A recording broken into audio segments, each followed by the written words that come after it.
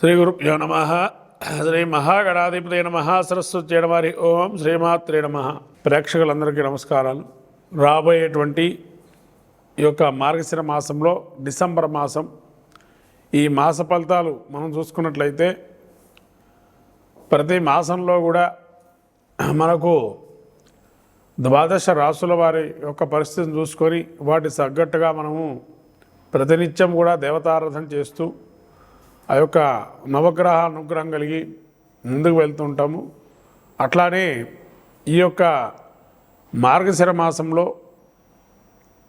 మనం తీసుకోవాల్సినటువంటి జాగ్రత్తలు, దానికి పరిష్కార మార్గాలు చూసుకున్నట్లయితే ముఖ్యంగా ద్వాదశ రాశుల్లో ఈ యొక్క మేషరాశి యొక్క పరిస్థితి చూసినట్టయితే అశ్విని నక్షత్రం 4 పాదాలు, భరణి నక్షత్రం 4 పాదాలు, అట్లే కృత్తికా నక్షత్రం 1వ పాదము ఈ యొక్క మేషరాశి సంబంధించింది.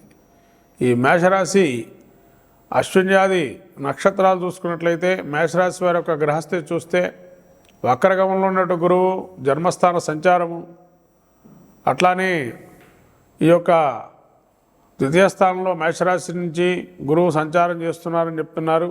కానీ వక్రగమనం అనేది ఉన్నది కాబట్టి జన్మస్థ గురువు యొక్క స్వరూపాన్ని పెంచుకోవాలని చెప్పి అంటున్నారు జ్యోతిష్శాస్త్రం. ఎందుకంటే ప్రతి గ్రహాల్లో మనకు కబళికలు ఉంటాయి. కదలికలు బట్టి వక్రగమనం అని, అస్తంగత్వం అని, నీచమని, ఉచ్చమని, మూలత్రికోణమని ఇలా అనేక రకాలైనటువంటి స్వరూపాలు గ్రహాలకు ఉంటాయి. దృగ్బలం అంటే ఈ బలాలన్నీ కూడా మనం చూసినప్పుడు మేషరాశికి వక్రగమనం ఉన్నటువంటి గురువు కాబట్టి ఈ విధంగా మేషరాశి యొక్క ద్వాదశ రాశి ఫలితాల్లో మేషరాశి ఫలితాలు చూసుకున్నట్లయితే అశ్విని నక్షత్రం 4 పాదాలు, భరణి నక్షత్రం 4 పాదాలు, అట్లనే ఈ యొక్క కృత్తికా నక్షత్రం 1వ పాదం చూసుకున్నట్లయితే మేషరాశికి వక్రగమనంతో గురువు జన్మస్థాన సంచారము, అట్లనే కుజుడు చతుర్థమందు సంచారము, అట్లా వక్రగమనంలో ఉన్నాడు కుజుడు కూడా ఈ యొక్క డిసెంబర్ 7వ తారీఖు నుంచి. అట్లాగే షష్ఠ స్థానంలో కేతువు, రవి వచ్చేసి ధనుస్సు రాశి సంక్రమణము 16వ తారీఖు నుంచి.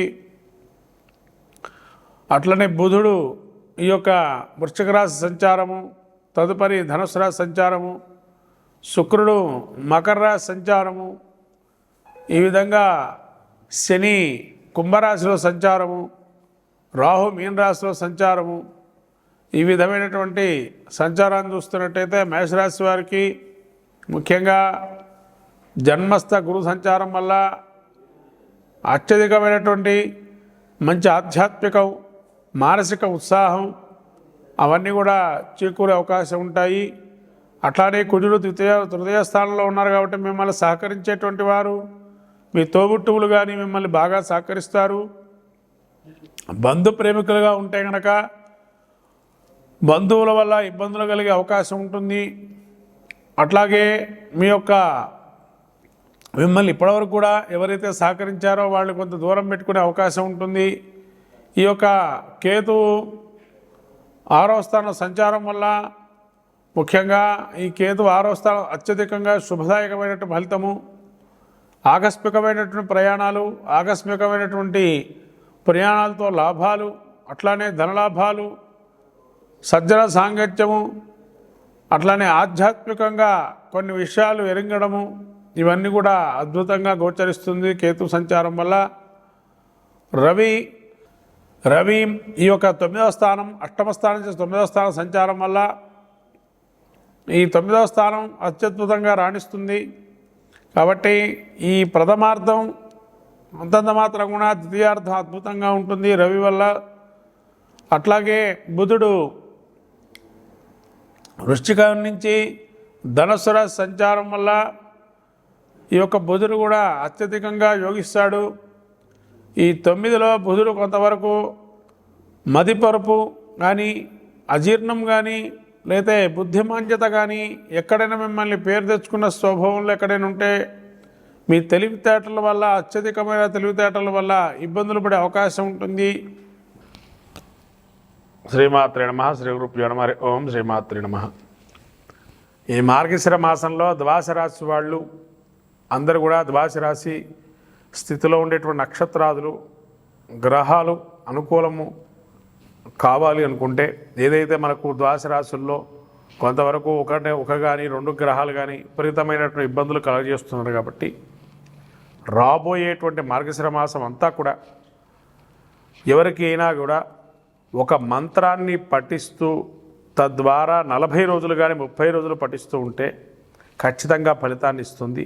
ఎందుకంటే మనకు విశేషంగా మార్గశిర మాసం వ్రత నియమాల్లో బ్రహ్మచర్యాన్ని కానీ పాటించి ఒక మంత్రాన్ని కనుక జపం చేస్తూ తదేకంగా ఉంటే ఫలితాన్ని తప్పకుండా ఉంటుందని మనకు శాస్త్రం చెప్పబడింది.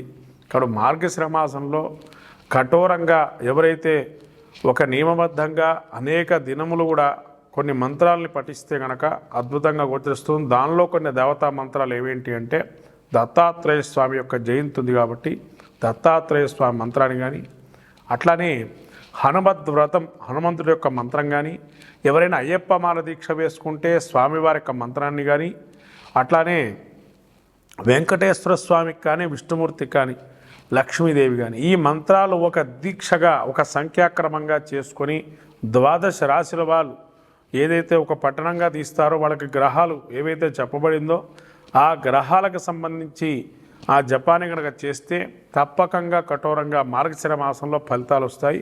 కాబట్టి అందరూ కూడా ద్వాదశ రాశుల వాళ్ళు ముఖ్యంగా విష్ణుమూర్తి ప్రీతికి నైవేద్యంగా ఒక కట్టె పొంగల్ నైవేద్యం పెట్టడం వల్ల చాలా అద్భుతంగా గోచరిస్తుంది ఈ మాసంలో విష్ణుమూర్తి ప్రీతిగా చేయటం వల్ల. అట్లాగే రాబోయే ఇంకా అనేక మాసాలు ఉన్నాయి మనకు. పంచాయతనంగా పూర్వకంగా ఆరాధన చేస్తే కనుక ఇది విష్ణుమూర్తి యొక్క మాసంగా గోచరిస్తుంది కాబట్టి విష్ణుమూర్తికి విరివిగా ఆరాధన చేయటం వల్ల మనకు స్థితిని పెరగటము, అట్లానే దీర్ఘకాలికంగా జపం చేయటం వల్ల ఆ సిద్ధిని పొందడం జరుగుతుంది. మిథున రాశి వారికి చూసినట్టయితే మిథున రాశి యొక్క మృగశిర నక్షత్రం 3-4 పాదాలు, ఆరుద్ర నక్షత్రం 4 పాదాలు, పునర్వసు నక్షత్రం 1-2-3 పాదాలు ఈ మిథున రాశివి. మిథున రాశి యొక్క సంచారం చూస్తే కుజుడు 2వ స్థానంలో సంచారము, కేతు 4వ స్థాన సంచారము, రవి సప్తమ 6వ స్థాన సంచారము, అట్లానే 8వ స్థానంలో ఈ యొక్క సప్తమ 8వ స్థానంలో బుధ సంచారము, శుక్రుడు 8వ స్థాన సంచారము, శని 9వ స్థాన సంచారము, దశమంలో రాహు సంచారం. ఈ గ్రహస్థ చూసినట్టయితే వీరికి కొంత ఇబ్బందులు కలిగే శస్త్రచికిత్సలు కానీ లేకపోతే అనారోగ్యం వచ్చే అవకాశం ఉంటుంది. జాగ్రత్తగా ఉండడం మంచిది. ఎవరితో కూడా అకారణంగా పోట్లాట పెట్టుకోకుండా ఉండడం మంచిది. వాహనాలు నడిపేటప్పుడు జాగ్రత్తగా ఉండడం మంచిది. శస్త్రచికిత్సల వల్ల కానీ రక్తానికి సంబంధించిన ఇబ్బందులు కలిగే అవకాశం ఉంటుంది. కాబట్టి తగినటువంటి వైద్య సలహాలు తీసుకోవడం మంచిది. అట్లాగే 2వ స్థానంలో ఈ యొక్క కుజుడు ధనం కూడా రాబడి అత్యధికంగా రాకుండా ఉండడము, వచ్చిన డబ్బుని విరివిగా ఖర్చు పెట్టుకోవడం వల్ల ఇబ్బందులు కలిగే అవకాశం ఉంటుంది. కేతు 4వ స్థాన సంచారం వల్ల సౌఖ్యహీనము, అంటే అప్పటి వరకు చాలా అద్భుతంగా రాణించారు, అద్భుతంగా ప్రతి గృహోపకరణాలు అన్నీ కూడా బాగున్నాయి, అయినా కానీ కొన్ని ఇబ్బందులు పడే అవకాశం ఉంటుంది. ముఖ్యంగా విద్యార్థులు ఇబ్బంది పడే అవకాశం ఉంటుంది. కాబట్టి వాళ్ళు జాగ్రత్తగా చదువుని 1-2 సార్లు చదువుకోవడం అనేది మంచిది. అట్లాగే రవి 7వ స్థాన సంచారం వల్ల కొంతవరకు మీరు ఏది మాట్లాడినా ఎదుటి మనిషి అది వ్యతిరేకంగా తీసుకొని తద్వారా మాట్లాడటం వల్ల మీకు ఇబ్బంది కలిగే అవకాశం ఉంటుంది. నేను మంచిగా మాట్లాడినా ఎదుటి మనిషి నన్ను అర్థం చేసుకోకపోతున్నానని ఒక మానసికమైనటువంటి టెన్షన్తో ఉంటారు. అట్లనే బుధుడు కూడా మనం ఎంత సమయస్ఫూర్తి ఆలోచనతో మాట్లాడినా అతిథులతో మాట్లాడారు అని చెప్పి ఒక ఆలోచనతో మమ్మల్ని నోపే అవకాశం ఉంటుంది. ఇటువంటి విషయాలతో జాగ్రత్తగా ఉండి మీరు ఒక మాట అన్నా వాళ్ళు అత్యధికంగా తీసుకోవటం వల్ల ఇబ్బందులు పడే అవకాశం ఉంటుంది. కాబట్టి మాట్లాడేటప్పుడు చాలా జాగ్రత్తగా మాట్లాడటం మంచిది. అట్లానే శుక్రుడు 9వ స్థానం సంచారం వల్ల ఈ యొక్క అత్యద్భుతంగా వ్యాపార విస్తరణ జరిగే అవకాశం ఉంటుంది. అట్లానే రాబోయేటువంటి పరిచయాలు, నూతన పరిచయాలతో ఉత్తేజాన్ని పొందే అవకాశం ఉంటుంది.